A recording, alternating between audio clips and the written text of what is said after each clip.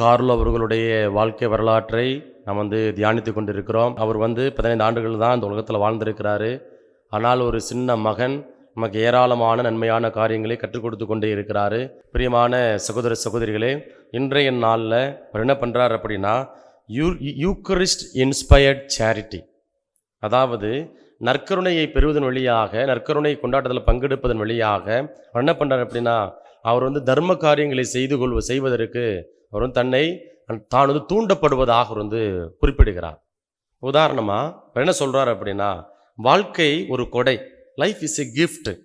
அப்போ இந்த உலகத்தில் வாழ்கின்ற பொழுது நம்ம தர்ம காரியங்களில் நம்மை அதிகப்படுத்த வேண்டும், உட்படுத்தி கொள்ள வேண்டும். அப்படி உட்படுத்தி கொள்கின்ற பொழுது நம்ம இன்னும் கடவுளுடைய அருளை அதிகமாக பெற்றுக்கொள்கிறோம் என்பது தான் இவருடைய வாழ்வு நமக்கு சொல்லிக் கொடுக்கக்கூடிய ஒரு பாடமாக நமக்கு இருக்கிறது. அப்போ அதை யாரை மேற்கோள் காட்டுறார் அப்படின்னா, நற்கருணை. நற்கருணை என்பது என்ன? கடவுள் தன்னையே நமக்கு பலியாக ஒப்புக் கொடுக்கிறார்.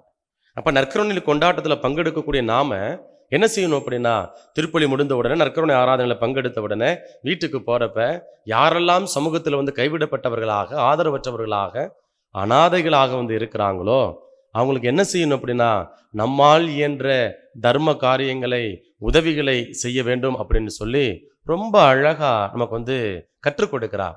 அவருடைய வாழ்க்கை வரலாற்றை படிக்கிறப்ப ரொம்ப அழகான செய்தி கிடைக்கிறது.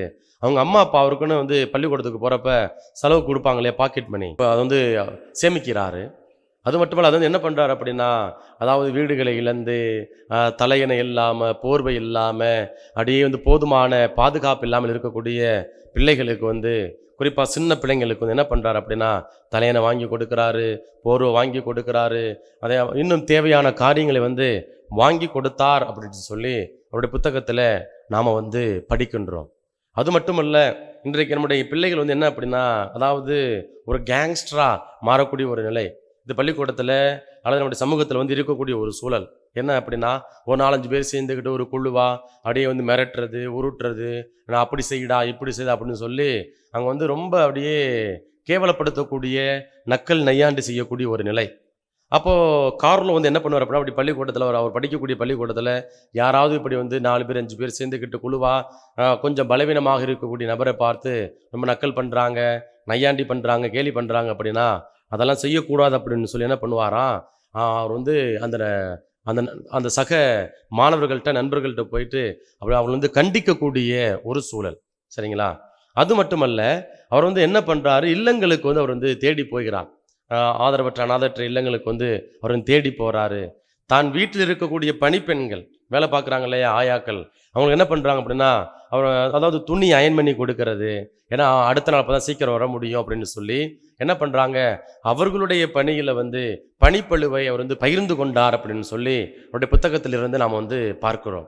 அப்போது நற்கருணையை பெற்றுக்கொள்கிற ஒவ்வொருவரும் என்ன பண்ணணும் அப்படின்னா, இந்த உலகத்தில் வாழ்கின்ற ஒவ்வொரு மனிதனிடத்திலும் அதாவது சகோதர அன்பை வெளிப்படுத்த வேண்டும் என்பதனை கார்லோ வழியாக ஆண்டவர் இன்றைய நாளில் நமக்கு எடுத்துரைக்கிறார். அதாவது கார்லோ சொல்கிறாரு, money is nothing more then shredded paper அப்படின்னு சொல்கிறார். அதாவது பணம் என்பது அது ஒன்றுமில்லை, மாறாது அது எப்படி இருக்குது அப்படின்னா, துண்டாக்கப்பட்ட அல்லது துண்டிக்கப்பட்ட ஒரு தாள் அப்படின்னு சொல்கிறார். அப்போது நம்ம எது முக்கியம் அப்படின்னா, ஒரு மனிதனுடைய ஆன்மா தான் நமக்கு மிக மிக முக்கியம். அந்த ஆன்மா பாதுகாக்கப்பட வேண்டும், அவருடைய வாழ்வு பாதுகாக்கப்பட வேண்டும் என்று கார்லோ ரொம்ப அழகாக புத்தகத்தில் நமக்கு எடுத்துரைக்கிறார். ஆகவே இந்த நாளில் கார்லோ அவர்களுடைய வாழ்க்கை வரலாற்றை சிந்திக்கக்கூடிய இந்த வேளையில் ஒவ்வொரு நாளும் நற்கருணை கொண்டாட்டத்தில் பங்கெடுக்கிறோம், திருப்பலியில் பங்கெடுக்கிறோம். அப்போ நம்ம என்ன பண்ணணும், வெறுமனே பங்கெடுப்பாளர்களாக மட்டும் இருந்து விடாமல், பார்வையாளர்களாக நம்ம இருந்து விடாமல் நம்ம என்ன பண்ணணும், நம்மால் என்ற தர்ம காரியங்களை நம்ம சமூகத்தில் யாரெல்லாம் கைவிடப்பட்டவர்களாக, ஆதரவற்றவர்களாக, அனாதைகளாக இருக்கிறாங்களோ அவங்களுக்கு நாம் வெளிப்படுத்துவோம்.